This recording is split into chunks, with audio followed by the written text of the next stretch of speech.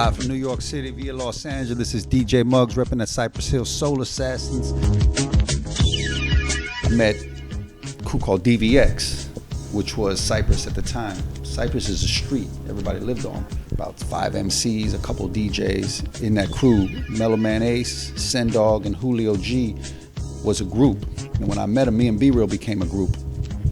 And that's when we really just started doing the music.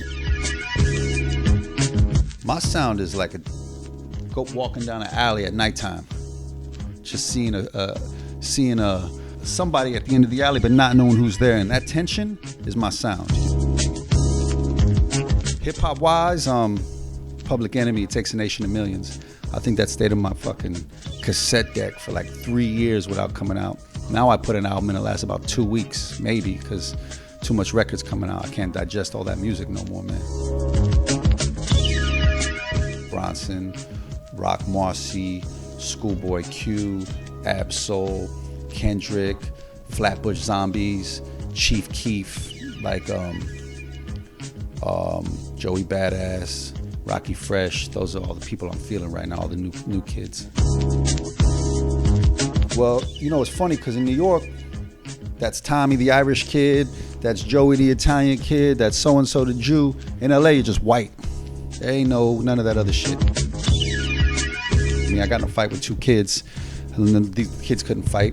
I knew how to fight a little bit from the boys club, and I beat 2 kids up. And I'm like 13, and then they was still talking shit, and their OGs was like, nah, he's cool. Hey, New York, they call me New York. Come here, you cool, man, you kick it with us. I just never seen no sense.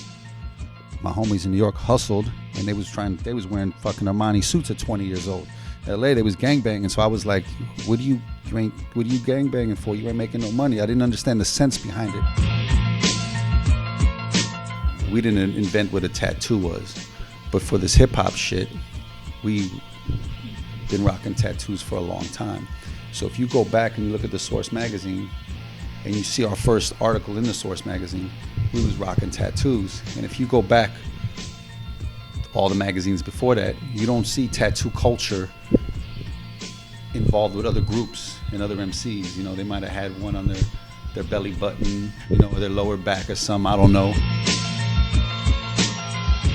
You know, we smoked weed. When we made Cypress Hill record, we talked about what we do on Cypress Avenue. What happened on that record is what was our whole lives up to that point. Before that, brothers wasn't smoking weed because it gives a brother brain damage, and brain damage on the mic doesn't manage. Everybody was like, stop doing drugs, don't smoke weed. But we came out smoking weed. That motherfuckers know legalized the marijuana. Taking the torch from the psychedelic rockers, or taking the torch from Peter Tosh and Bob Marley, letting you know, like, this is a medicine, man. You know, there's 2 kinds of people that smoke weed. There's people that get stoned, that sit on the fucking couch like a rock and eat chips. And I get high when I smoke. As soon as I smoke, I want to make music. I want to do push-ups. I want to read a book. You know what I mean? I want to talk for 4 fucking hours. So if you smoking weed and you just getting stoned, it doesn't work with you. You know what I mean? Papers all day long. I think they invented cigars in New York City because the weed was shit. You know, they had that dirt-ass weed, so you throw it in a cigar and it gave it a little kick. You know what I mean? Tune in. Oh.